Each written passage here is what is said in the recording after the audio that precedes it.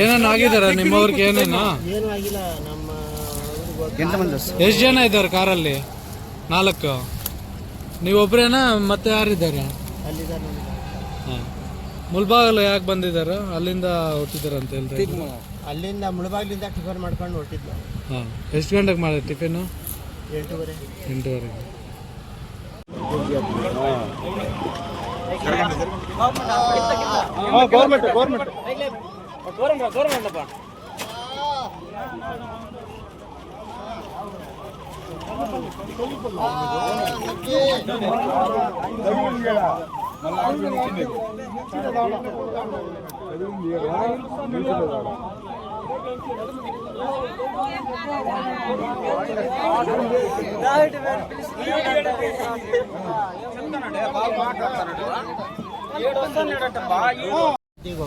ತಿರುಪತಿಗೆ ಹೋಗ್ತಾ ಇದ್ರು.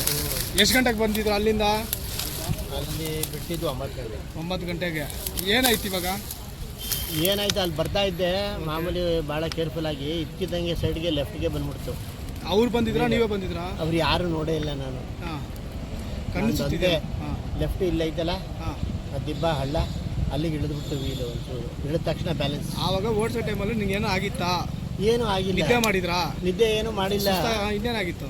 ಅದು ಇದ್ಕಿದ ಯಾವಾಗ ಒಂಚೂರು ಲೆಫ್ಟ್ಗೆ ಎಳೀತು ವೀಲು, ಹಳ್ಳ ಸಿಕ್ಬಿಡ್ತು. ಹಳ್ಳ ಸಿಕ್ಕ ತಕ್ಷಣ ಕಂಟ್ರೋಲ್ ಆಗಲಿಲ್ಲ. ಅವ್ರು ಗಾಡಿ ಕೂತಿದ್ರಾ? ಏನು ಕೂತಿದ್ರ? ಗಾಡಿ ಕೂತಿದ್ದು ಗೊತ್ತಿಲ್ಲ ನನಗೆ, ಆಮೇಲೆ ಗೊತ್ತಾಗಿದ್ದು. ಹಂಗಂದ್ರೆ ನಿದ್ದೆ ಮಾಡಿದಾರೆ. ನಿದ್ದೆ ಮಾಡಿಬಿಟ್ಟು ನೀವು ಡ್ರೈವಿಂಗ್ ಮಾಡಿಸಿದ್ರ ನೀವು? ಹಲೋ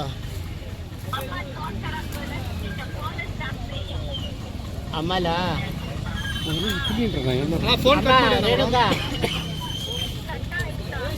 ಸಾಹೇಬ